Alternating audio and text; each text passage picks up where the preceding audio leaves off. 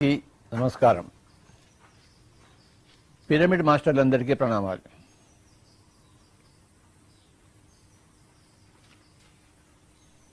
ప్రతిసారి మనం కలుసుకున్నప్పుడల్లా కొన్ని కొత్త విషయాలు నేర్చుకుంటున్నాం, తెలుసుకుంటున్నాం.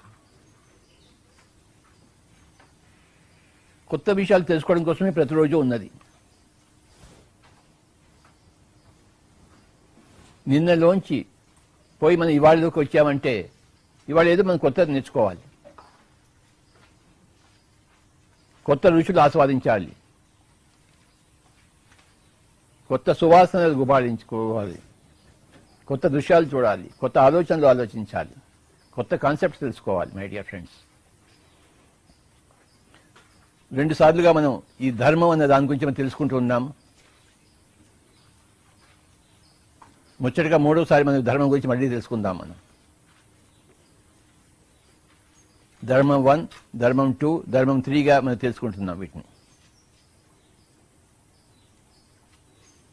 ఈరోజు ఈ ధర్మం గురించి మనం తెలుసుకునేటప్పుడు 2 ప్రధానమైన స్టేట్మెంట్స్ మనం తెలుసుకుందాం.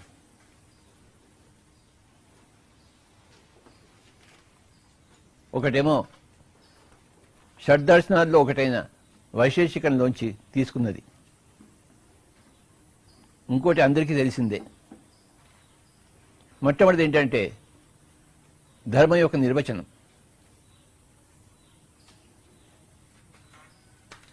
వైశేషికంలో ఏం చెప్తుందంటే ధర్మం అంటే,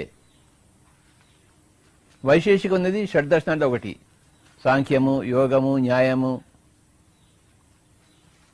ఇలాగ షడ్దర్శనాలు ఉన్నాయి. వేదాంతము, అందులో వైశేషికం ఒకటి. వేదాలు, ఉపనిషత్తులు, షడ్దర్శనాలు భారతదేశానికి మూలం. ఈ షడ్దర్శనాల్లో ఒకటైన వైశేషికంలోంచి ఈ ధర్మం గురించి ఒక స్టేట్మెంట్ తీసుకోబడింది. అదేం చెప్తుందంటే, యతోభ్యుదయ నిశ్రేయస సిద్ధి స ధర్మ. ఇంకోసారి చెప్తాను. యతోభ్యుదయ నిశ్రేయస సిద్ధి స ధర్మ అంటే ఏంటంటే, యతో అంటే దేనివల్లనైతే, అభ్యుదయ అంటే ప్రోగ్రెస్, ప్రగతి, నిశ్రేయస్ అంటే మోక్షం, ఎన్లైటన్మెంట్.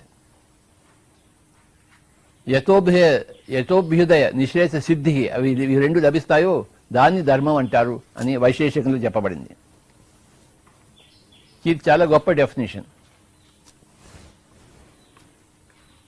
అభ్యుదయము, మోక్షము 2 కలగాలి. దేనివల్ల అయితే అభ్యుదయము, మోక్షము 2 కలుగుతాయో దానికి ధర్మం అని పేరు.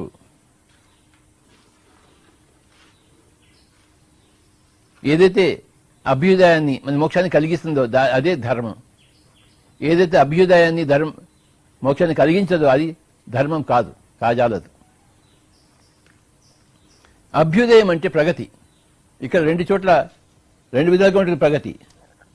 ఇహ ఆముష్మిక. ఇహ అంటే ఈ లోకంలో, ఆముష్మిక అంటే మనం చనిపోయిన తర్వాత ఏ లోకాలకు వెళ్తాం అక్కడ కూడా మనకు ప్రగతి కావాలి. దేనివల్ల అయితే ఈ లోకంలోనూ ప్రగతి, మరి వచ్చే పై లోకాల్లోనూ ప్రగతి, చివరిగా మోక్షం వస్తుందో దానికి ధర్మం అంటారు అని చెప్పబడింది. యతోభ్యుదయ నిశ్రేయస సిద్ధి స ధర్మ. ఇది గొప్ప నిర్వచనం.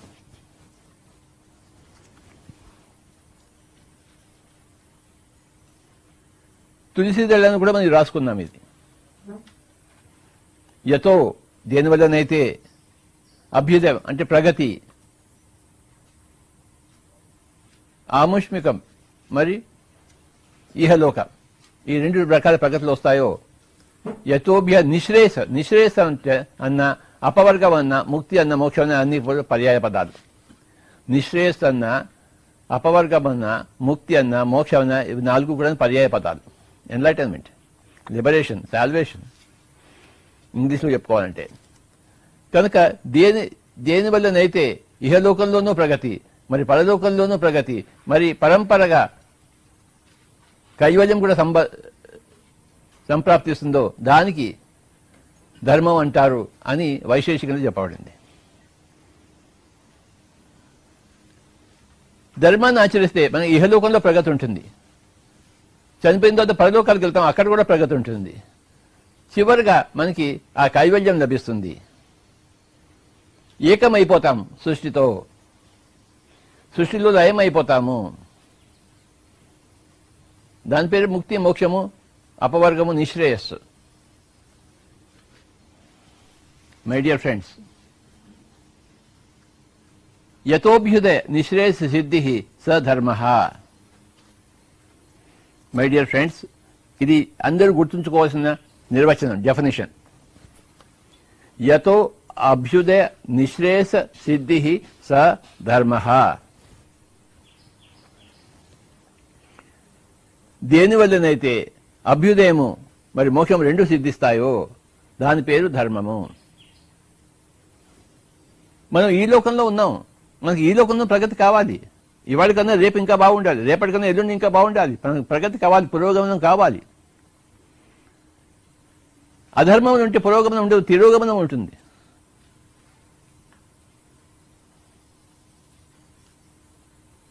ఎవరినో హత్య చేస్తావు, నువ్వు జైలుకి వెళ్తావు. నువ్వు ప్రగతి ఉండదు, దుర్గతి ఉంటుంది. ఏ కోడినో మేకనో కోసుకుని తిన్నావు, నీ ప్రగతి ఉండదు, నీ దుర్గతి వస్తుంది, నీకు రోగాలు వస్తున్నాయి, నీ పాపం పండుతుంది, నువ్వు మంచం మీద పడుకోవాల్సి వస్తుంది, హాయిగా లేచి తిరగలేవు. మై డియర్ ఫ్రెండ్స్,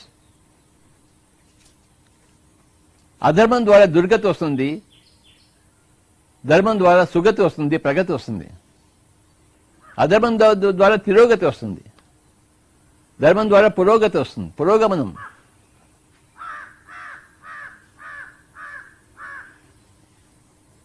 ఈ లోకంలోనూ ఉంటాము, చనిపోయిన తర్వాత వేరే లోకాలు వెళ్తాం మనం. అక్కడ కూడా మనం చేసిన ధర్మం వల్ల మనకి పురోగమనం కావాలి, పురోగతి కావాలి, ప్రగతి కావాలి. ఈ లోకంలో ఉన్నంత వరకు, ఈ శరీరంతో ఉన్నంత వరకు మనకి పురోగమనం కావాలి, పురోగతి కావాలి, ప్రగతి కావాలి. చివరిగా ఏమవుతుందంటే మనకి ముక్తి కూడా కావాలి. అది మన అంతిమ లక్ష్యం, నిర్వాణం పొందడం, నిశ్రేయస్సు, మోక్షం. సో మై డియర్ ఫ్రెండ్స్, ధర్మం అన్నంత గొప్పది.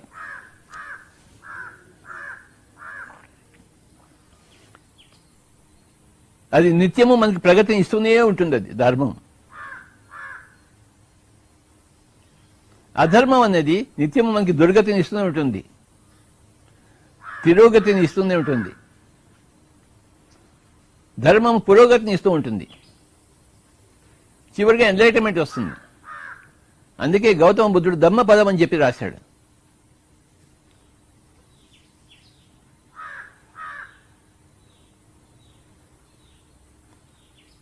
ఆయన ప్రవచనానికి ధమ్మపదం అని పేరు వచ్చింది.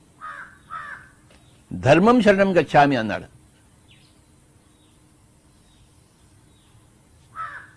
ఏది సరైనదో దాన్ని శరణు కోరుతున్నాను.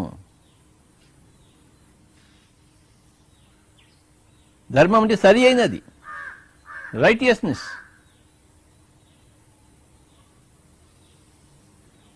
అధర్మం అంటే నాన్ రైటియస్నెస్, సరి కానిది.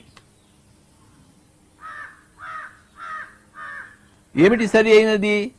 మనకి పురోగతి ఇచ్చేది, ప్రగతి ఇచ్చేది సరి అయినది. ఏది సరి కానిది? మనకి తిరోగమనం ఇచ్చేది, దుర్గతి ఇచ్చేది.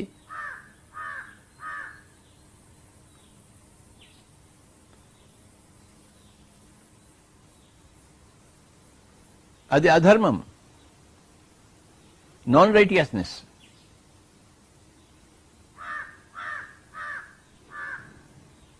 రైటియస్నెస్ అనేది చక్కటి వర్డ్ ధర్మానికి. ప్రతి దాంట్లోనూ రైటియస్నెస్.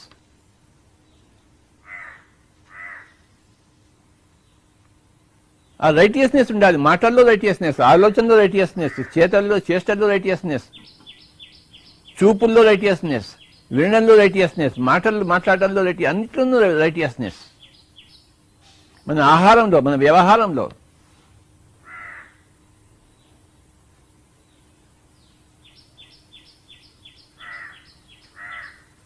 ఈ రైటియస్నెస్ గురించే చెప్పారు భగవద్గీతలో. యుక్తాహార విహారస్య యుక్త చేష్టస్య కర్మస్య. యుక్తం అంటే రైట్, అయుక్తం అంటే రైట్ కానిది, రాంగ్. యుక్తము అంటే రైట్, అయుక్తం అంటే రైట్ కానిది. యుక్తాహార విహారస్య, ఆహారం యుక్తంగా రైట్గా ఉండాలి, విహారం ఎంజాయ్మెంట్ రైట్గా ఉండాలి, చేష్ట నువ్వు చేసే కర్మలన్నీ రైటియస్గా ఉండాలి. యుక్తాహార విహారస్య చేష్టసు యుక్త కర్మావ యుక్త స్వప్నావబోధస్య, స్వప్నం అంటే నిద్ర, నీ నిద్ర కూడా సరిగ్గా ఉండాలి, రైట్గా ఉండాలి. అవబోధం అంటే నీ ఎన్లైట్మెంట్ కూడా సరిగ్గా ఉండాలి.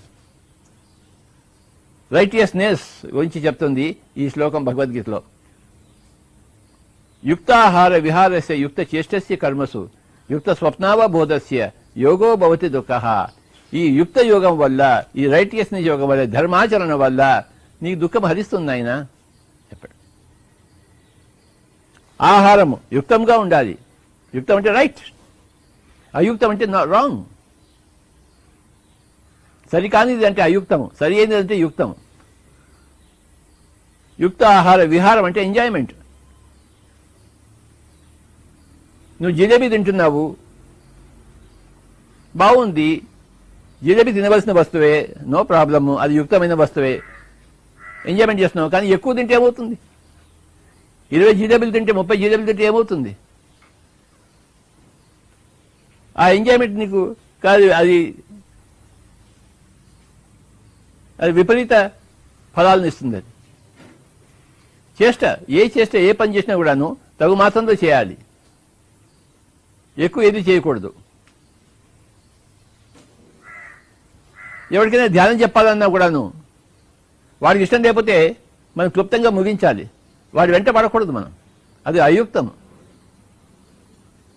వాడికి చిరాకేస్తుంది, వాడు ఇంకెప్పుడు జన్మలో ధ్యానానికి రాడు వాడు.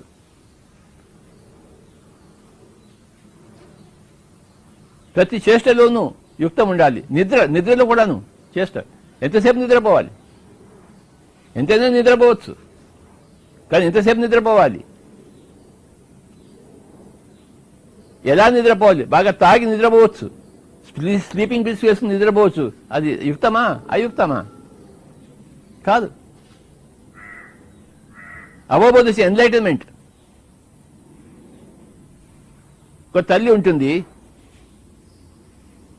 చిన్న పాప ఉంటుంది, చిన్న పాప.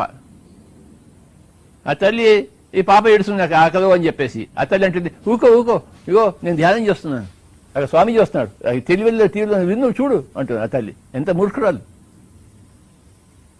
ఆ చిన్న పాపకి ఆ టీవీలో చూడాలంటే గడ్డంగాడు వస్తున్నాడని చెప్పేసి.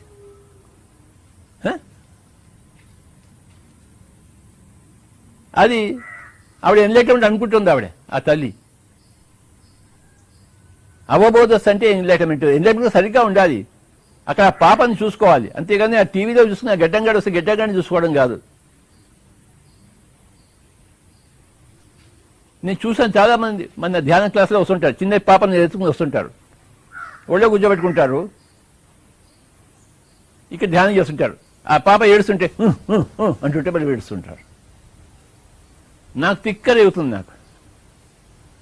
ఆ పాప ఏమో ఇలా లాగుతుంటుంది, ఇలా గీలుతుంటుంది, ఆ పాపకి ఇష్టం లేదు. ఈ తల్లి ఏం చేస్తుంది? మహాతల్లి, మహాభక్తురాలు, ధ్యాన భక్తురాలు. ఓయబ్బో కాలిపోతుంది ధ్యాన భక్తి.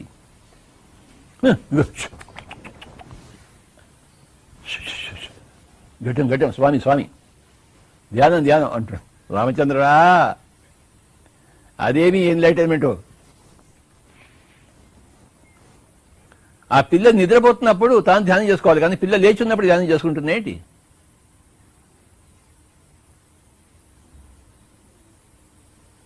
ప్రతి ధ్యాన మీటింగ్లోనూ అదే తల్లి అదే పిల్ల చూస్తుంటాను నేను.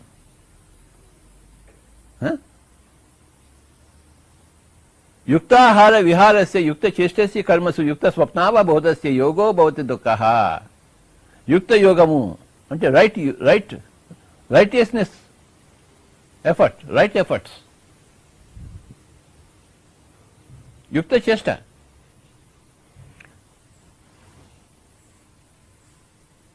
బుద్ధుడు అష్టాంగ మార్గంలో right views, right efforts, right speech, right actions, right way of earning your living, right attention, right concentration, right material అన్ని చెప్పాడు. అన్ని రైట్ చెప్పాడు. అంటే యుక్తమైన. దానికి ఆపోజిట్ ఏంటి? అయుక్తమైన. కనుక మై డియర్ ఫ్రెండ్స్, ధర్మం అంటే యుక్తం, రైటియస్నెస్. ఎప్పుడు రైట్లోనే ఉండాలి. లెఫ్ట్ అనేది ఆ ఇంగ్లీష్ పదంలో ఉంది, అది వదిలిపెట్టి, లెఫ్ట్ అంటే వదిలిపెట్టేయడం, రైట్ కానిది లెఫ్ట్ అంటే వదిలిపెట్టేయాలి. రాంగ్, అది రాంగ్ అని వదిలిపెట్టే అందుకని లెఫ్ట్ అన్నాడు వాడు.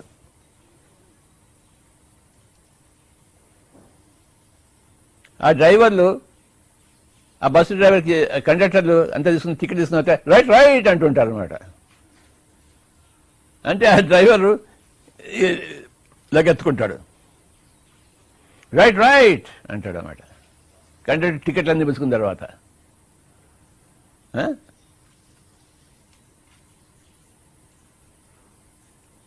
యుక్తాహార విహారస్య యుక్త చేష్టస్య, ఇది ధర్మంలో వస్తుంది ఈ పాయింట్.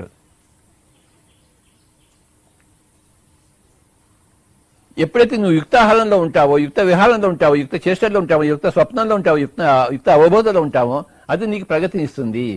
ఇహ ఆముష్మిక, ఈ లోకంలోనూ ప్రగతి, పరలోకంలోనూ ప్రగతి, చివరిగా కైవల్యం ఇస్తుంది. మనకి 3 ఉన్నాయి. ఈ లోకంలో ప్రగతి అంటే ఈ దేహం ఉన్నంతసేపు ప్రగతి, దేహం వదిలిపెట్టిన తర్వాత వేరే లోకాల్లో వేరే దేహాలతో ఉన్నప్పుడు ప్రగతి, చివరిగా కైవల్యము. ఈ మూడింటిని ఏదైతే ప్రసాదిస్తుందో దాన్ని ధర్మం అంటారని వైశేషికం చెప్తుంది షడ్దర్శనాల్లో ఒకటి. యథోభ్యుదయ నిశ్రేయస సిద్ధి స ధర్మ, అది ధర్మము, దానిని ధర్మం అంటారు.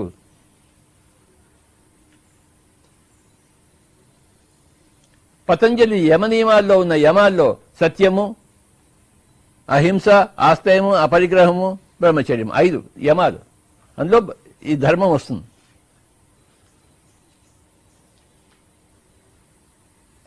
సత్యము, ధర్మము, ఆస్తయము, అపరిగ్రహము, బ్రహ్మచర్యం. మై డియర్ ఫ్రెండ్స్,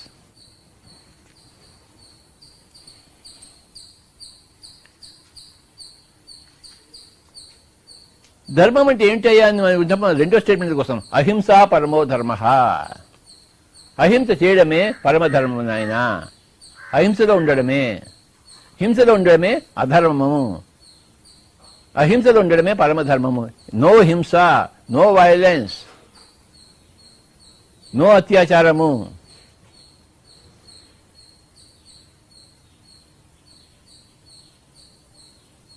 ఆ మేకను కోసి ఆ మెడను కోస్తుంటే అది ఎంతటి హింస బాబా. ఆ చేప నీళ్ళలోంచి తీసేస్తే ఎంతటి హింస బాబా, ఎంతటి హింస అది. హింస చోడో హంస పకడో అన్నది మన పిఎస్ఎస్ఎం యొక్క మోటో. హింసను వదిలిపెట్టేసేయి, ఇంకా వద్దు హింస, చేశాము హింస, ఇంకా వద్దు హింస, ఇంకా వద్దాము అహింసలోకి. అహింస అన్నదే పరమధర్మం, హైయెస్ట్ ధర్మ. పరమ అంటే హైయెస్ట్, ధర్మ అంటే righteousness. Non violence, non killing, non interference is the highest ధర్మ, హైయెస్ట్ రైటియస్నెస్.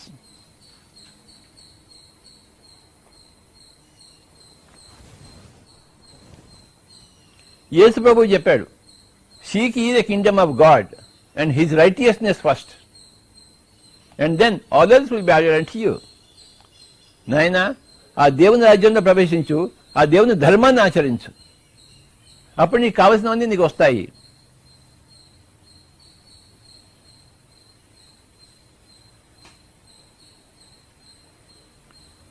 శ్రీరాముడిని ఏమంటారు? ధర్మావతారం అంటాం.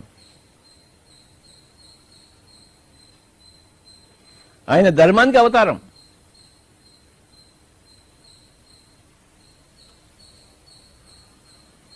మన సీతాయనం పుస్తకంలో దీనా మెరియం రాసిన, మనకందరికి ఇచ్చిన ఆ సీతాయనం పుస్తకంలో రాముడి యొక్క ధర్మస్వరూపం విశేషంగా మనకు కనబడుతుంది. అసలు ఆ రామాయణంలో, వాల్మీకి రామాయణం కూడా కనపడనంత కనబడుతుంది మనకి. రాముడి యొక్క ధర్మ పరాయణత, ఆ ధర్మావతారం, రైటియస్నెస్. రాముడు ఏ పెద్ద ప్రవచనాలు ఏమి ఇవ్వలేదు, బుద్ధుడిలాగా కృష్ణుడిలాగా. కానీ రాముడి యొక్క నడవడికే ఆయన ప్రవచనం.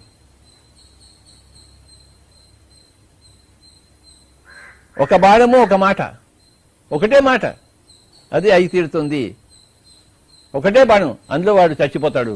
2 బాణాలు అక్కర్లేదు రాముడికి, 2 మాటలు అక్కర్లేదు, ప్రవచనాలు అక్కర్లేదు రాముడికి, ఒక మాట చాలు, ఎస్ ఆర్ నో, అంతే.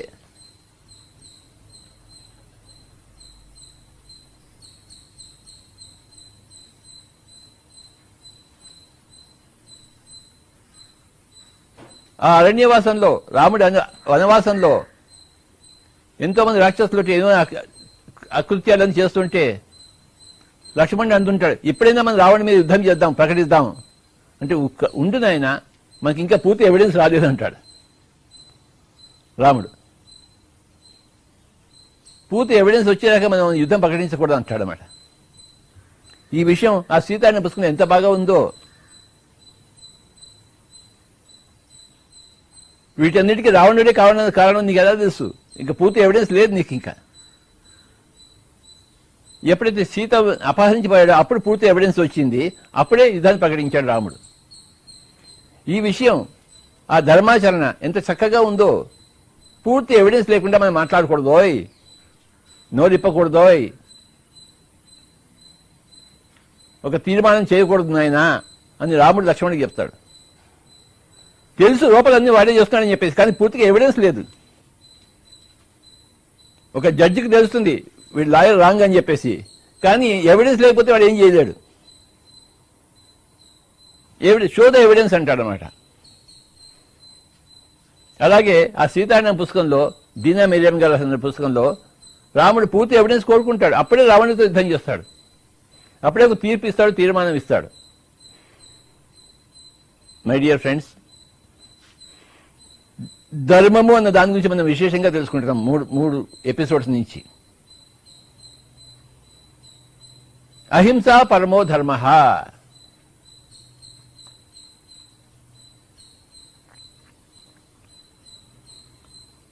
వాడు నిన్ను హింస చేశాడని నువ్వు కూడా మళ్ళీ వాడికి హింస చేస్తావేంటి?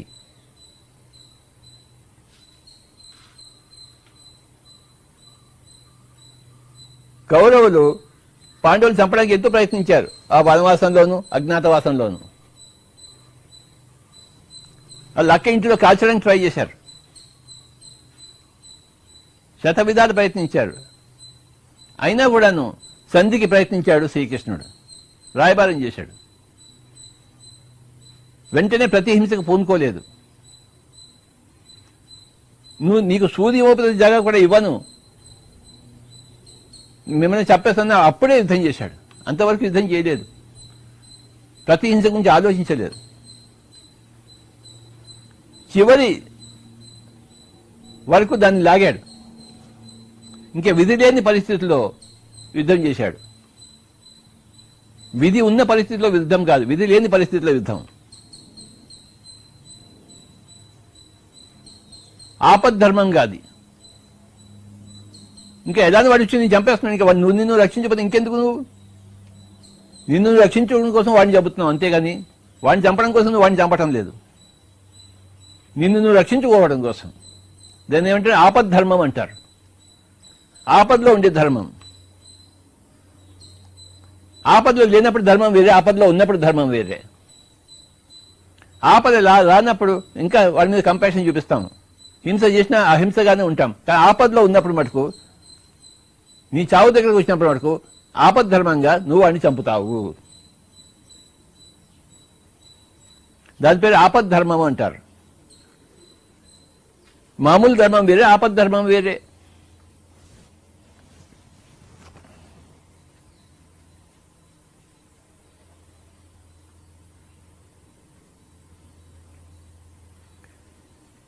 శరీరం చచ్చిపోతుంది అనుకోండి, అప్పుడు నువ్వు డాక్టర్ దగ్గరికి వెళ్ళు, వాడు ఏదైనా చేయగలిగితే చేయించుకో. కానీ ఊరికే తలకాయ నొప్పికి డాక్టర్ దగ్గరికి ఎందుకు వెళ్తావు? కడుపు నొప్పికి ఎందుకు వెళ్తావు? ధ్యానం చేసుకో అని చెప్తాం మనం. ఫైనల్గా ఎమర్జెన్సీ ఉన్నప్పుడు మటుకే డాక్టర్ దగ్గరికి పో. నాన్ ఎమర్జెన్సీలో, ఆపద లేనప్పుడు నో డాక్టర్, నో మెడిసిన్. ఒక చిన్న ఎగ్జాంపుల్ ఇస్తాను. నేను కర్నూలులో క్రికెట్ ఆడుతున్నాను. ఆడుతుంటే ఏమైందంటే, నేను బ్యాటింగ్ చేస్తున్నాను, ఆ బాల్ వచ్చి నా ఈ వేలు మీద పడిందన్నమాట, బౌన్సర్. ఇంతగా లావ్ అయిపోయింది ఈ వేలు. ఇక బ్లడ్ అంతా క్లాట్ అయిపోయింది, నల్లగా అయిపోయింది అంతా.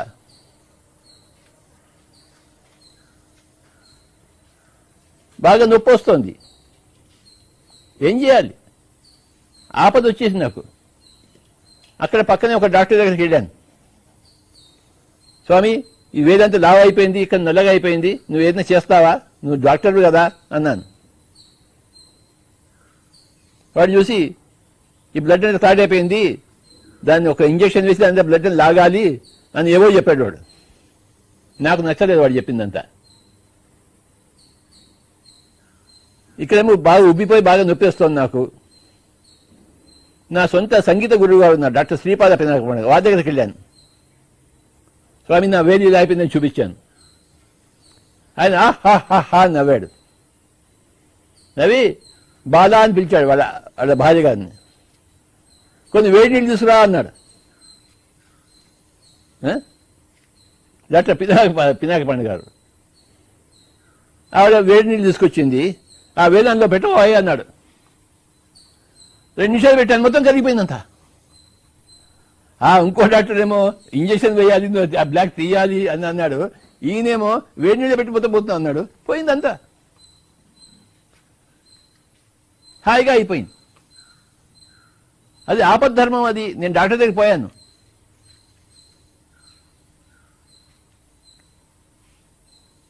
కడుపు నొప్పికి, తలకాయ నొప్పికి నేను పోను అసలుకి. నా చిన్న ఆపద వచ్చింది కనుక నేను పోయాను. ఆపద్ధర్మం, సహాయం తీసుకోవడం ఆపద్ధర్మం. మై డియర్ ఫ్రెండ్స్, సామాన్య ధర్మం వేరే, ఆపద్ధర్మం వేరే.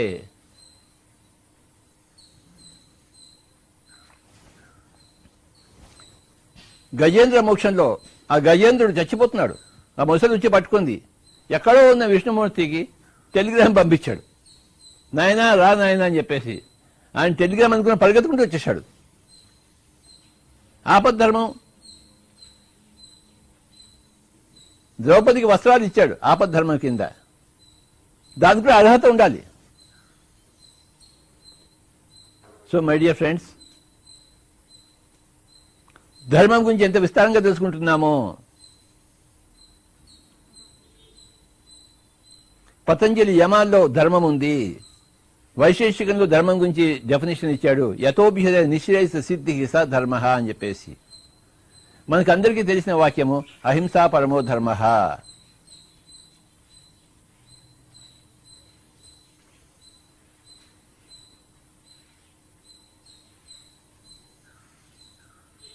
ధర్మం అంటే డ్యూటీ, కర్తవ్యం.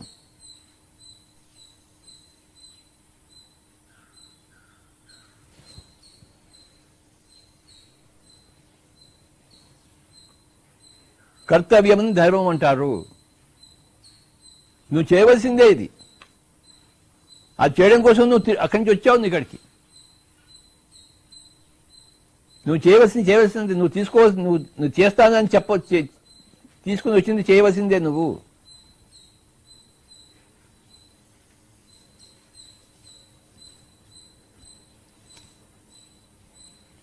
పిరమిడ్ మాస్టర్లు చచ్చినట్టు ఊళ్ళోని తిరగాల్సిందే, అన్ని జూమ్ క్లాస్ చేయవలసిందే. పిరమిడ్ మాస్టర్లు వాళ్ళ వర్క్ తీసుకుని వచ్చారు, సంతకం పెట్టి వచ్చారు, కాంట్రాక్ట్ చేసి వచ్చారు. మేము వెళ్తాం, భూలోకానికి వెళ్తాము, అందరం ఒక సమూహంగా పనిచేస్తాము అని ఆ వేలుద ఇలా అని ఇలా పెట్టారు. అక్కడంతా సరిగా పెట్టిన ఆయన, సరిగా పెట్టాను స్వామి, అక్కడ పోయి మళ్ళీ కంప్లీట్ చేసి భూలోకం పోయి నన్ను ఊరు పంపిస్తున్నారు, ఎండలో పంపిస్తున్నారు, వాన్లో పంపిస్తున్నారు. లేదు స్వామి, ఎండా లేదు వాన్ లేదు, మేము తిరుగుతాం స్వామి. ఇగో సంతకం సార్ వేద పెట్టాము పిరమిడ్ మాస్టర్లం.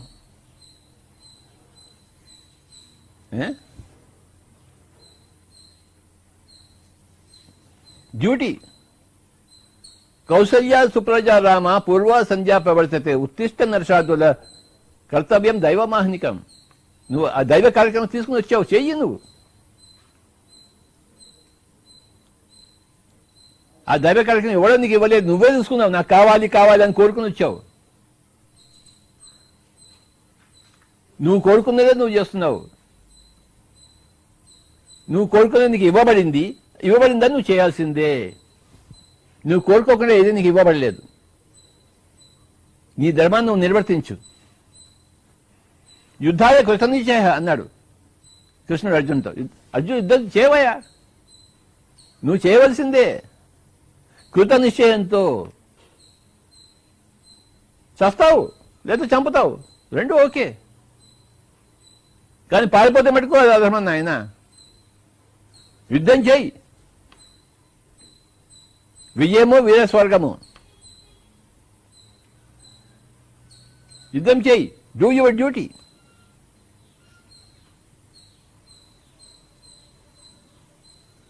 ఆ తల్లి చిన్న పాప ఉంటుంది, ధ్యానం చేయడం అది ధర్మం కాదు. ఆ పిల్లని చూసుకోవడం ధర్మం. పిల్ల పెరిగిన తర్వాత లేదా పిల్ల నిద్రపోయినప్పుడు నువ్వు ధ్యానం చేసుకో. ఎవడవుతున్నాడు? మై డియర్ ఫ్రెండ్స్, ఒక కుక్కో, పిల్లో, ఒక పాము, ఒక మేకో, ఒక ఆవో బతుకున్నప్పుడు దాన్ని చంపి తినకు. అది చచ్చిపోయిన తర్వాత దాన్ని తిను, నో ప్రాబ్లం. అక్కడ ఆవు చచ్చిపోయి ఉంది, పోయి తిను, నోటితో తిను, పీక్కుని తిను. నేను పిచ్చివాడు అంటాడు కానీ దుర్మార్గుడు అన్నారు. కానీ ఆవుని చంపి నువ్వు తింటుంటే నువ్వు దుర్మార్గుడివి. చచ్చిపోయిన దాన్ని తింటే నువ్వేం దుర్మార్గం ఉంది అక్కడ? అది ఏదో అక్కడ లేదు, ఆత్మ లేదు అక్కడ. అక్కడ మ్యాటరే ఉంది, అక్కడ శవమే ఉంది. చచ్చిపోయిన ఆవుని తిను. ప్రకృతి సహజంగా చచ్చిపోయిన ఆవుని, చచ్చిపోయిన మేకని తిను. పిఎస్ఎస్ఎంకి ఏమీ అభ్యంతరం లేదు. దాన్ని నీ కత్తితో చంపి తినమాక అంటుంది. ఆ హింస వద్దు నాయనా, అహింస పరమో ధర్మ, హింస చూడో అంటుంది.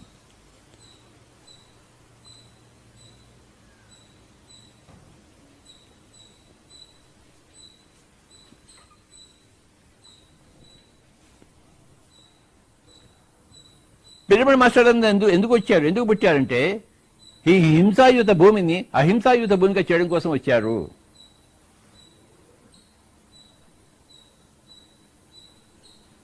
ధర్మాన్ని ప్రతిష్టాపించడానికి వచ్చారు. భగవద్గీతలో ఇంకో శ్లోకం ఉంది, యదా యదా హి ధర్మస్య గ్లానిర్భవతి అభ్యుత్థానం అధర్మస్య తదాత్మానం సృజామ్యహం. ఎప్పుడెప్పుడైతే అధర్మం ప్రబలిపోతుంటుందో, ధర్మం క్షీణిస్తుంటుందో అప్పుడప్పుడంతా నన్ను నేను ప్రకటించుకుంటానని చెప్పాడన్నమాట. యదా యదా హి ధర్మస్య గ్లానిర్భవతి అభ్యుత్థానం అధర్మస్య తదాత్మానం సృజామ్యహం. ఏమిటి అధర్మం అంటే? హింసే అధర్మం. హింస ప్రబలిపోతుంటే అహింసాయుతులు పుడతారు. అసురులు ప్రబలిపోతుంటే సురులు పుడతారు. అజ్ఞానం ప్రబలిపోతుంటే జ్ఞానులు పుడతారు. పిరమిడ్ మాస్టర్ అంతా మహాజ్ఞానులు, ఎన్నో జన్మల్లో ఎంతో చేసి సాధించిన వాళ్ళు. ఇది వాళ్ళ కర్తవ్యం అయితే ఇంకెవరి కర్తవ్యం? ఇది భూమిని రక్షించుకోవడం.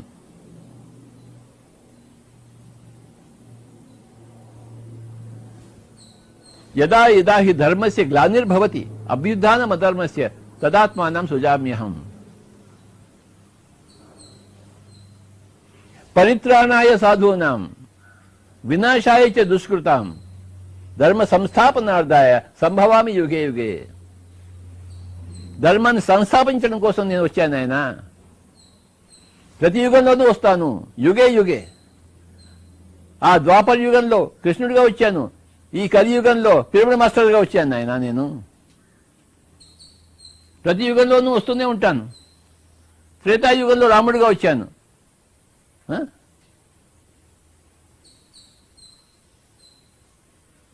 పరిత్రాణాయ సాధునం, సాధువులను రక్షించడం కోసము.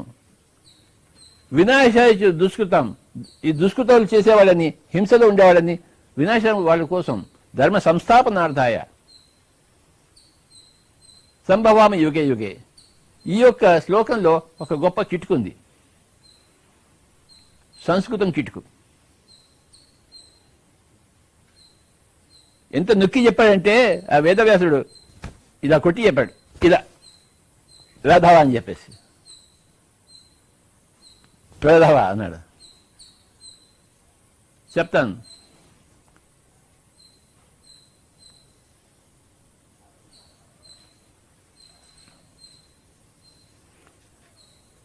ఇంకోసారి శ్లోకం చెప్తాను. పరిత్రాణాయ సాధూనాం వినాశాయ చ దుష్కృతాం ధర్మ సంస్థాపనార్థాయ సంభావం యుగే యుగే అని శ్లోకం ఉంది.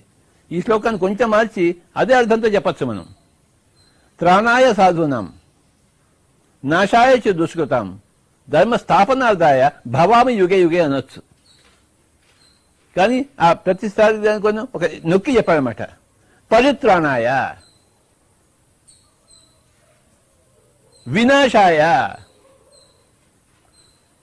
సంస్థాపనార్థాయ సంభవామి. త్రాణాయ అనొచ్చు.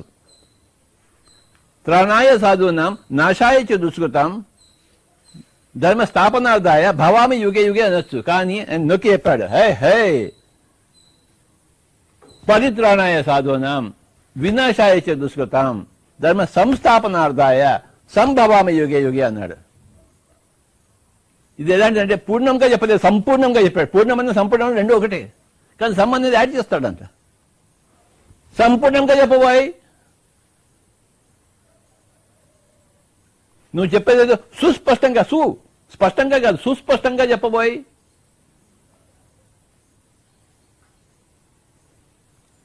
ఎంత బాగుంది చూడండి సంస్కృతంలో. పరిత్రాణాయ సాధూనాం వినాశాయ చ, నాశం కాదు వినాశం, స్థాపనం కాదు ధర్మ సంస్థాపనార్థాయ భవామి కాదు సంభవామి. అంటే ఏది చేసినా గట్టిగా చేయబోయ్. నన్ను అందరూ అంటాడు, ఏం స్వామి అంత కొట్టినట్టు చెప్తానంటే నేను కొట్టే చెప్తాను. ఓయ్ కొట్టినట్టు కాదు కొట్టే చెప్తాను. నేను కొట్టినట్టు చెప్పాను, నువ్వు కొట్టి చెప్తాను ఆయన.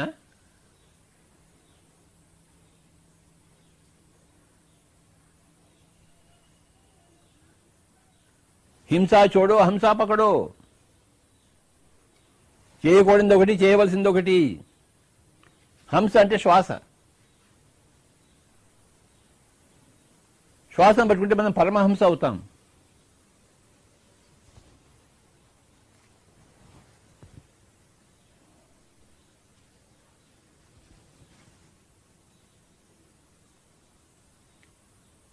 హింస అంటే ఇంకో ఒక విపరీత వ్యాఖ్యానం కూడా ఉంది. ఎవరైనా తిట్టారనుకోండి, అది మానసిక హింస కదా సార్ అంటారనమాట. అది మానసిక హింస అన్నది ఎక్కడా లేదు, శారీరక హింసే హింసయ్యా.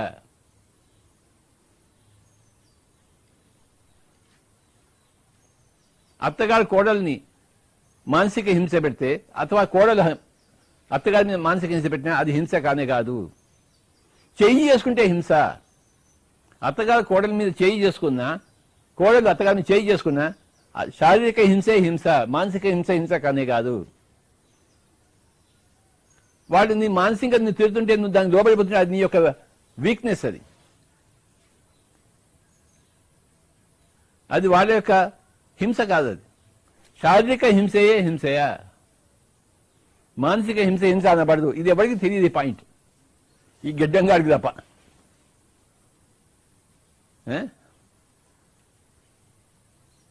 ఏం సార్ మీరు అందరిని తిడుతుంటారు కొడుతుంటారు కదా. అవును నేను కొట్టానయ్యా, టీచర్ కొడతాడా స్టూడెంట్ని, అది హింస అనబడుతుందా? అనబడదు. Spare the rod spoil the child అన్నారు.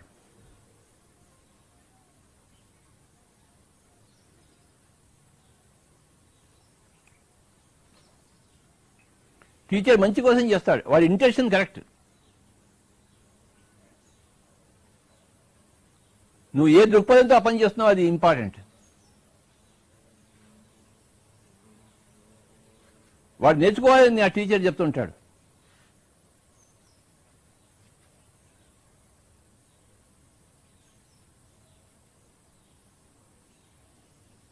ఆ టీచర్ చేసిన అధర్మంకి రాదు, అయితే గట్టిగా కొట్టకూడదు, వాడి ఎముకలు విరిగిపోయింది కొట్టకూడదు. వాడికి 2 దెబ్బలు వేయచ్చు, చెంప చెల్లు మంది అయ్యేట్టు. కానీ ఎముకలు విరిగిపోయేటప్పుడు చేయకూడదు, అది హింస అవుతుంది. కొంతమంది టీచర్లకు చూశాను, కొన్ని టీవీలో చూస్తున్నాను, వాడు దెబ్బలు ఇస్తే పాపం కుర్రాడు చచ్చిపోయాడు, అలా కొట్టేశాడు వాడు. అది పరమదారుణం. అది అతి సర్వత్ర వర్జయేత్.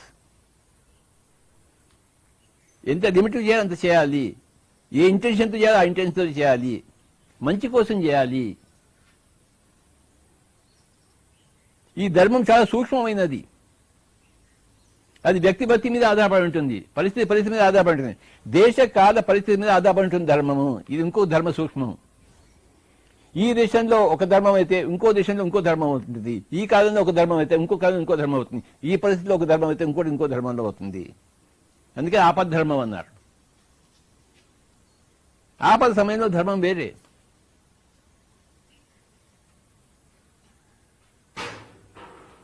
సత్యం అనేది దేశ కాల పరిస్థితులకు అతీతమైనది, కానీ ధర్మం అనేది దేశ కాల పరిస్థితులకు లోబడి ఉన్నది. ధర్మం అతి సూక్ష్మమైనది, సత్యం తేట తెల్లమైనది. కానీ ధర్మం అతి సూక్ష్మము. ఎప్పుడు ఏం చేయాలి ఏం చేయకూడదు చాలా సూక్ష్మమైనది. ధర్మం అతి సూక్ష్మమైనది, సత్యం అతి తేట తెల్లమైనది. సత్యం చాలా తేలిక, ధర్మం అనేది కష్టము.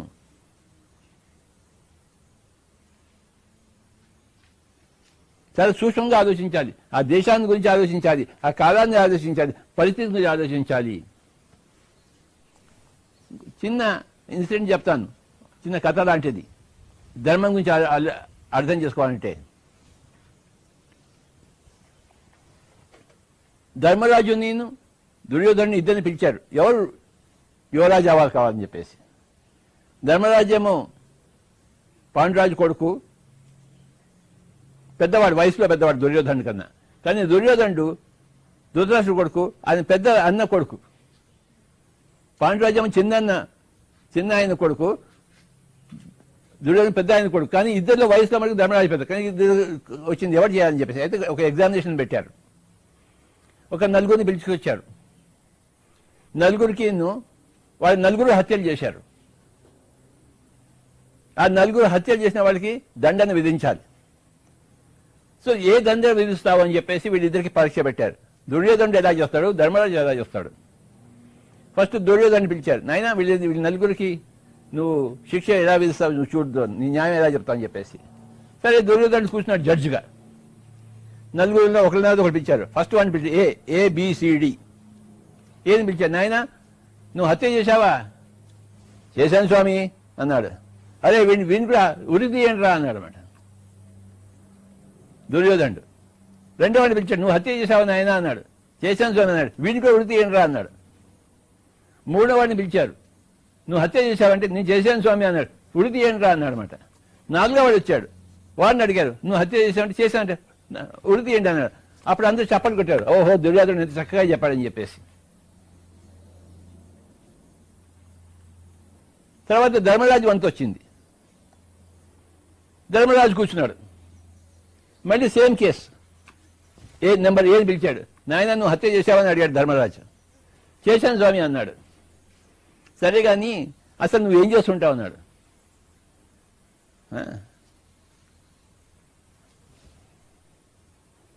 నేను బ్రాహ్మణుడిని స్వామి అన్నాడు. ఓహో నువ్వు బ్రాహ్మణ కులంలో పుట్టి హత్య చేశావా వేధవా, వీడిని చంపేయండి రా అన్నాడు. రెండో వాడిని పిలిచాడు బి. నువ్వు హత్య చేశావా అన్నాడు. చేశాను. నీదే కులం క్షత్రియ కులం అంటే బ్రాహ్మణి కన్నా కొంచెం తక్కువ. వాడి జ్ఞానం లేదు వాడికి, బలం మటుకు ఉంది వాడికి, వాడి పెద్ద బుద్ధి లేదు వాడికి. బ్రాహ్మణికి బుద్ధి ఉండి కూడా చంపాడు. నువ్వు బలం ఉండి చంపావా?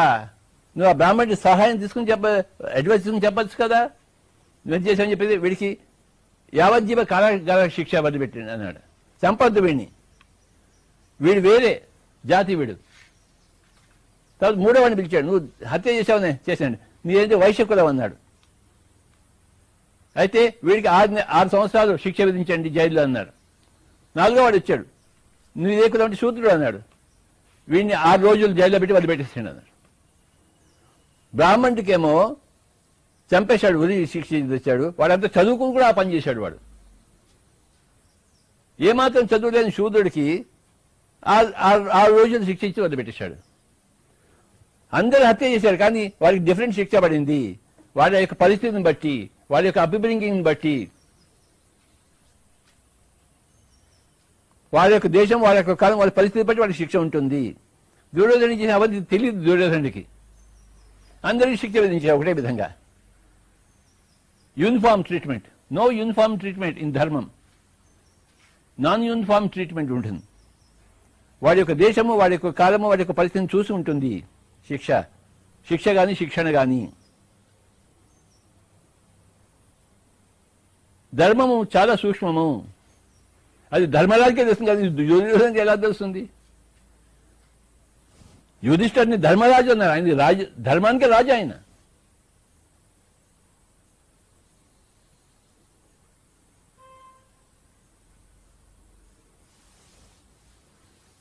ఇంకోసారి ఏమవుతుందంటే, ధర్మం గురించి చెప్పాలంటే, మత్స్య యంత్రంలో అర్జునుడు ద్రౌపదిని గెలుచుకుంటాడు. ఆ ద్రౌపదిని తీసుకుని ఇంటికి వస్తాడు. కుంతీదేవి లోపల ఉంటుంది. అమ్మా నీకోసం ఏదో తీసుకొచ్చాను అంటాడు అనమాట. ఆవిడ లోపంచే అందరూ కలిసి పంచుకుంటారా అంటుంది. అది మామూలుగా ఎప్పుడు అనేది ఆవిడే. కానీ చూస్తే ద్రౌపది, ఈ పాండవులు ఎలా పంచుకుంటారు? పెద్ద ధర్మ సందేహం వచ్చింది. కుంతి మాట వినాలా వద్దా? ఆ ద్రౌపది కేవలం అర్జునునే కోరుకుని వచ్చింది, మిగతా ఎవరిని కోరుకుని రాలేదు. కానీ కుంతీదేవి ఏం చెప్పింది? అందరూ పంచుకోండి అని చెప్పింది. ఇప్పుడు పెద్ద మీటింగ్ పెట్టారు, ఇప్పుడు దీన్ని ఎలా సాల్వ్ చేయాలని చెప్పేసి. వాళ్ళ కుల వృద్ధుడు భీష్ముడిని పిలిచారు. నాయన, మా కులానికి నువ్వే పెద్దవి, మా ఇంటి పెద్దవి, నువ్వు దీన్ని సాల్వ్ చేయ, ఇప్పుడు ఏం చేయాలని చెప్పేసి. ఆ భీష్ముడు అటు ఇటు చూశాడు. నా వల్ల కాదు అన్నాడు. ఇది నాకే చాలా కష్టమైన విషయం, ఇది నా వల్ల కాదు. ఆ కృష్ణుడు నటుడు వాడు చెప్తాడు చూడు అన్నాడు. భీష్ముడు తప్పుకున్నాడు. కృష్ణుని పిలిచారు. స్వామి మీరే ఇప్పుడు తీర్పు చెప్పండి అంటాడు. కృష్ణుడు అటు ఇటు చూశాడు. అది నా వల్ల కాదు అన్నాడు. ఈవెన్ కృష్ణుడు సైడ్ ఇది నా వల్ల కాదు. పోనీ ఎవరి వల్ల అవుతుంది? ధర్మరాజు వల్లనే అవుతుంది. Even though is the party, one of the party, he is the only person capable of giving a judgement. ఇది మీ స్వంత ఇంటి విషయం, నేను చేసుకోవడానికి వీల్లేదు. మీ ఇంటి విషయం మీరే చూసుకోవాలి. భీష్ముడు కాదు, నేను కాదు. You have to solve your own problem, you create your own reality అన్నాడు. I cannot create your reality అన్నాడు కృష్ణుడు. అప్పుడు ధర్మరాజుని పిలిచారు. ఏం చేద్దామంటే, తల్లి మాట వినాల్సిందే రూలింగ్ ఇచ్చేశాడు, అంతే. పంచుకున్నారు అందరూ. అందుకే ఆయన ధర్మరాజు అన్నారు. ఈ ధర్మరాజు యొక్క ధర్మతత్వం ఎలా ఉంటుందో చూడండి. యక్ష ప్రశ్నల్లో మిగతా పాండవులందరూ చచ్చిపోతారు, కానీ ధర్మరాజు వెళ్తాడు చివరిక. ఆ యక్షుడు అందరిని చంపేస్తాడు. ధర్మరాజు వెళ్తాడు. ధర్మరాజు యక్షుడు వేసే ప్రశ్నకు ధర్మరాజు జవాబు ఇస్తే ఆయన వరాలిస్తాడు. ఆయన యక్ష ప్రశ్నలు వేశాడు. ధర్మరాజు అందరికీ సమాధానం చెప్పాడు. సంతోషించాడు ఆ యక్షుడు. నాయన, ఈ నీ నలుగురు సోదరులు ఎవరిని ఒకరిని రక్షిస్తాను, బతికిస్తాను, నువ్వు ఎవరిని చూస్తున్నది తెలుసుకున్నాడు. నువ్వు అర్జునుని కోరుకుంటావా, భీముని కోరుకుంటావా, నకులని సహదేవుని, ఎవరో ఒకరినే కోరుకో. నువ్వు ఒక్కడికే హక్కు ఉంది, వాడు మళ్ళీ తిరిగి బతికాడు. నువ్వు ఎవరిని కోరుకుంటావు ఇష్టం, నీ ఇష్టం అన్నాడు. అప్పుడు ధర్మరాజు వెంటనే చెప్పాడు, అర్జునుడు భీముడు నాకు వద్దు, కుంతి పుత్రుల్లో నేను ఉన్నాను, మాద్రి పుత్రుల్లో ఒకరు కావాలి నాకు, ఆ నకులున్న సగుణ ఇద్దరిలో ఎవరో ఒకరు నాకు ఇచ్చేసాను అన్నాడు. అది ధర్మం అంటే. అర్జునుడిని భీముడిని కోరుకోవచ్చు కదా, కానీ అది అధర్మం అని తెలుసుకున్నాడు ఆయన. కుంతి పుత్రులో నేను ఒకరిని ఉన్నాను, మాద్రి పుత్రులో ఒకటి కావాలి నాకు, నకుల సంగతి చూసినాడు, ఇవ్వండి అన్నాడు. అప్పుడు యక్షుడు సంతోషించి అందరినీ బతికించేశాడు. ధర్మం అంటే అంత సూక్ష్మంగా ఉంటుంది, అంత తేలిక అర్థమవుతుంది ఏంటి? నువ్వు ధర్మరాజు అయితేనే నీకు ధర్మం అర్థమవుతుంది. దుర్యోధనుడికి ధర్మం అర్థమవుతుంది ఏంటి? ధర్మం అతి సూక్ష్మమైనది మై డియర్ ఫ్రెండ్స్. ఈరోజు ఎన్నో విషయాలు తెలుసుకున్నాం మనం ధర్మం 3లో. యథోభ్యద నిశ్రేయస సిద్ధి సధర్మ అని వైశేషిక సూత్రం తెలుసుకున్నాము. దేనివల్లనైతే ఇహ మరి ఆముష్మిక అభ్యుదయము మరి పరంపరగా మోక్షం వస్తుందో దాన్ని ధర్మము అంటారు. Number 1 point. నెంబర్ 2 పాయింట్, అహింసా పరమో ధర్మ. అహింస అన్నదే పరమధర్మము.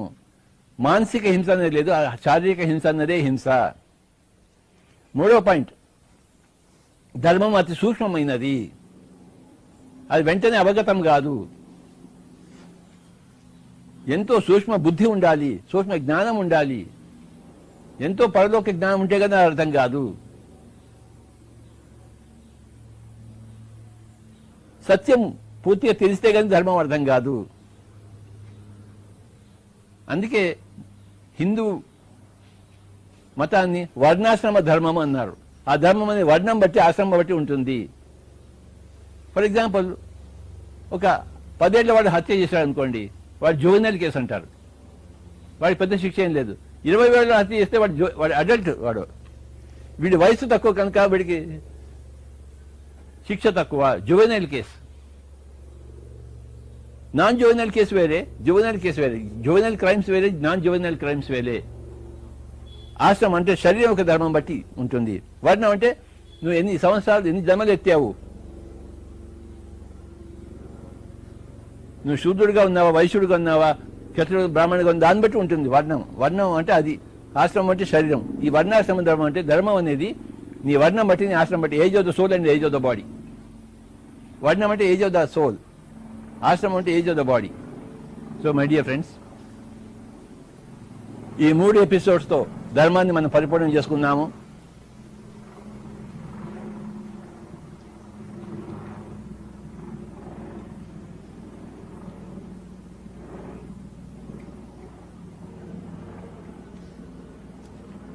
యతోభ్యుదయ నిశ్రేయస సిద్ధి స ధర్మ, ఫస్ట్ పాయింట్. సెకండ్ పాయింట్, అహింసా పరమో ధర్మ. థర్డ్ పాయింట్, శారీరక హింసే హింసే గాని మానసిక హింస కాజాలదు. ఫోర్త్ పాయింట్, ధర్మము దేశకాల పరిస్థితులకు సంబంధించిన విషయము, దేశకాల పరిస్థితులకు అతీతమైనది సత్యము. మనం సత్యము తెలుసుకోవాలి, ధర్మము తెలుసుకోవాలి. సత్యం తెలుసుకోవడానికి తలకిందులు అవుతుంది, ఇక ధర్మం తెలుసుకోవడానికి ఇంకెంత తలకిందులు కావాలి, ఎన్ని జన్మలు కావాలి. కానీ ఈ జన్మలన్నీ ఉన్నవి ఆ సత్యము ధర్మం తెలుసుకోవడం కోసమే. ఎవరైతే సభ్యుడిగా సత్యాన్ని ధర్మాన్ని తెలుసుకుంటారో వాడికి మళ్ళీ పుట్టక్కర్లేదు. కృష్ణుడు సంపూర్ణమైన సత్యాన్ని, సంపూర్ణమైన ధర్మాన్ని తెలుసుకుని ఉన్నవాడు. మీరు నా స్థితికి వస్తే మీరు మళ్ళీ పుట్టనవలసిన అవసరం లేదన్నాడు ఆయన. ఆ బ్రహ్మ భువనాల్లో ఒక పునరావర్తన వచ్చిన మా ముంపైచెత్తు కంతే పునర్జన్మ న విద్యతే. నేనున్న స్థితికి నువ్వు వస్తే మళ్ళీ పునర్జన్మ అక్కర్లేదు. నాకు సత్యము తెలుసు, ధర్మము తెలుసు అన్నాడు కృష్ణుడు. సంపూర్ణమైన సత్యం తెలుసు, సంపూర్ణమైన ధర్మం తెలుసు నాకు. ఎప్పుడెప్పుడైతే ధర్మం క్షీణిస్తున్నా అప్పుడప్పుడు నేను వచ్చేస్తూ ఉంటాను. యదా యదా హి ధర్మస్య గ్లానిర్భవతి అభ్యుత్థానం అధర్మస్య తదాత్మానం సృజామ్యహం. పరిత్రాణాయ సాధూనాం వినాశాయ చ దుష్కృతాం ధర్మ సంస్థాపనార్థాయ సంభవామి యుగే యుగే. నేను వస్తూనే ఉంటాను నాయన. పిరమిడ్ మాస్టర్ కూడా మళ్ళీ మళ్ళీ వస్తూనే ఉంటారు బాబు, మళ్ళీ మళ్ళీ ధ్యానం చెప్పడం కోసం, మళ్ళీ మళ్ళీ సత్యప్రకాశం కోసం. అవసరం ఉన్నప్పుడల్లా వస్తూనే ఉంటారు.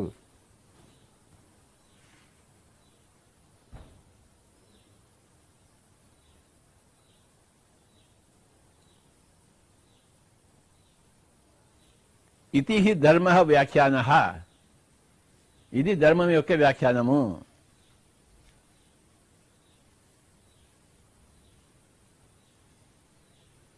సమాప్తం, అయిపోయింది ధర్మం గురించి.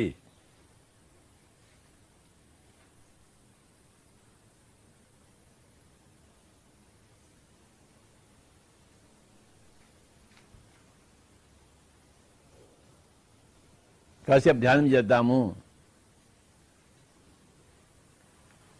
ఎలా చేయాలి ధ్యానము?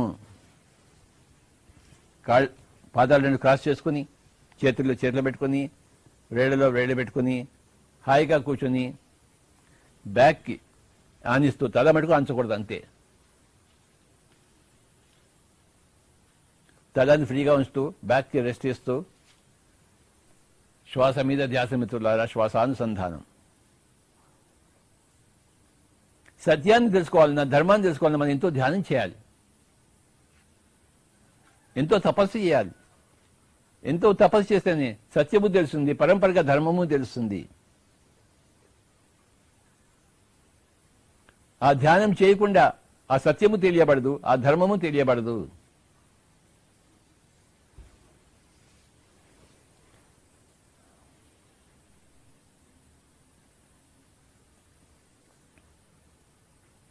సత్యం తెలుసుకుంటే ఋషి అవుతావు, ధర్మం తెలుసుకుంటే రాజు అవుతావు.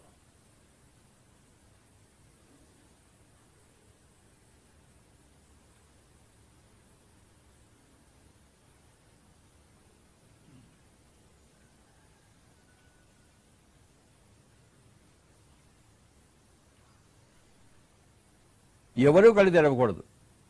శ్వాస మీద ధ్యాస, శ్వాసానుసంధానం. ధ్యానం ద్వారా సత్యం తెలుసుకుంటాము, సత్యం ద్వారానే ధర్మం తెలుసుకుంటాము.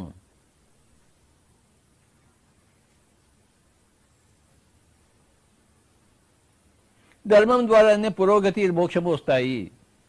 యతోభ్యుద నిశ్రేయస సిద్ధి స ధర్మ. ధ్యానం ద్వారా సత్యము, సత్యం ద్వారా ధర్మము, ధర్మం ద్వారా పురోగమనము, పురోగతి, సుగతి, సద్గతి.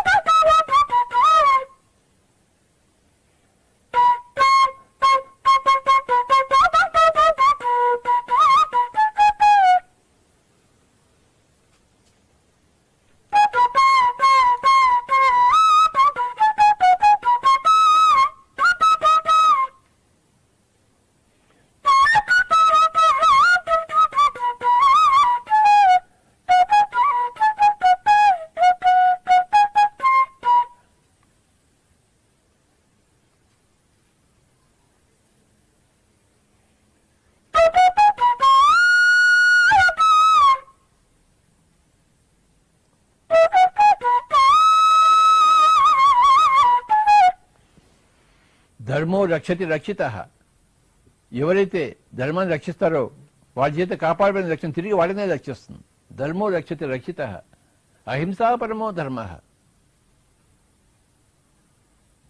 యతోభ్యద నిశ్రేయస సిద్ధి స ధర్మ.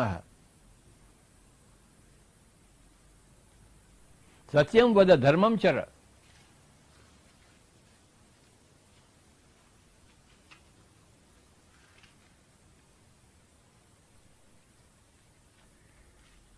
ధర్మక్షేత్రే కురుక్షేత్రే. పాండవులు ధర్మక్షేత్రము, కౌరవులు కురుక్షేత్రం. ధర్మక్షేత్రే కురుక్షేత్రే సమవేత యూస్తవ మామకః పాండవా చైవ కిమకృతవ సంజయ.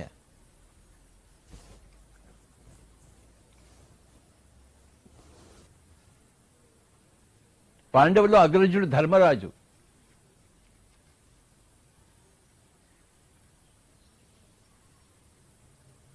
యమధర్మరాజు. చావు అనేది ధర్మం. అందరికీ తగిన చావు ప్రసాదిస్తుంటుంది. తగని చావుని ఏ చావు ప్రసాదించదు, తగిన చావుని ప్రసాదిస్తుంది. యమధర్మరాజు. యమ అంటే చావు, ధర్మం అంటే ధర్మం. ధర్మం అతి సూక్ష్మమైనది. శారీరక హింసే హింస అనబడుతుంది కానీ మానసిక హింస హింస అనబడదు.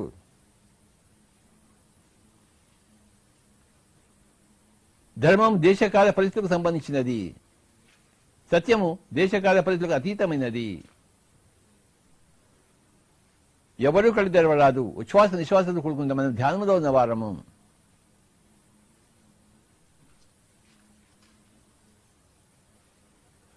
ఎప్పుడు ధ్యానంలో ఉండడం ధ్యానుల యొక్క ధర్మము.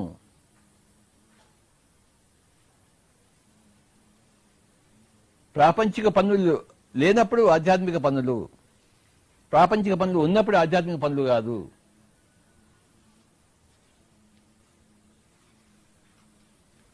తల్లి పిల్ల యొక్క అవసరాలు చూసిన తర్వాతే ధ్యానం చేసుకోవాలి.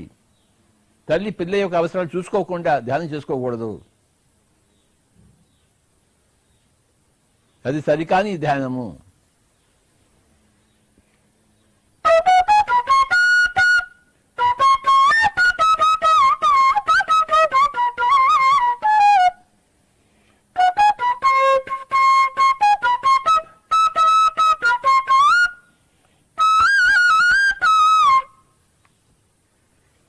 ఆపద్ధర్మము వేరే.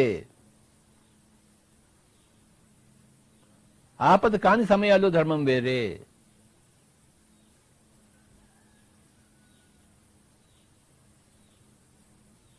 వర్ణాశ్రమాలను బట్టి ధర్మం ఉంటుంది my dear friends. Age of the soul and age of the body that determine what is righteousness.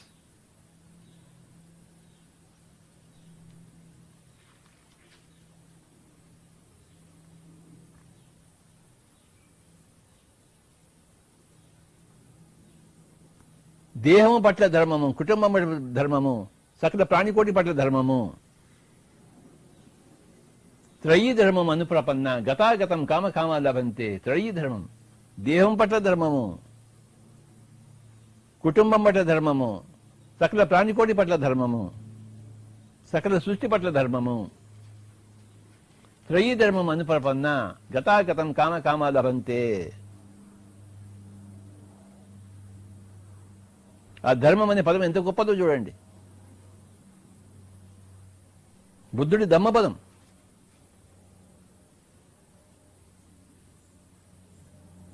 ధర్మం శరణం గచ్చామి, బుద్ధం శరణం గచ్చామి, సంఘం శరణం గచ్చామి.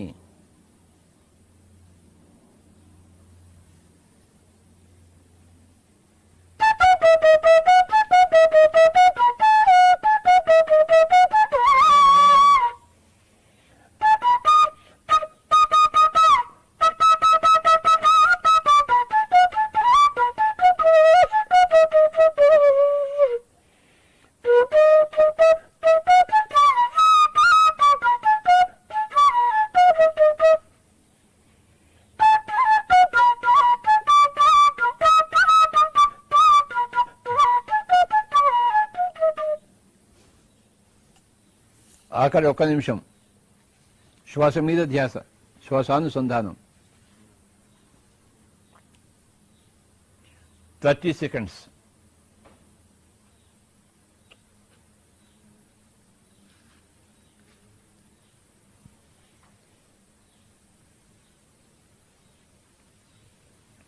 Twenty seconds.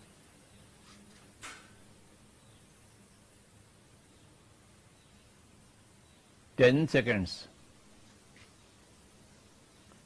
9, 8, 7, 6, 5, 4, 3, 2, 1, 0. Kindly place your hands on your eyes for 5 seconds. 5, 4, 3, 2, 1, 0. Remove your hands and you may open your eyes. అందరికీ నమస్కారము. Pyramid master అందరికీ ప్రణామాలు.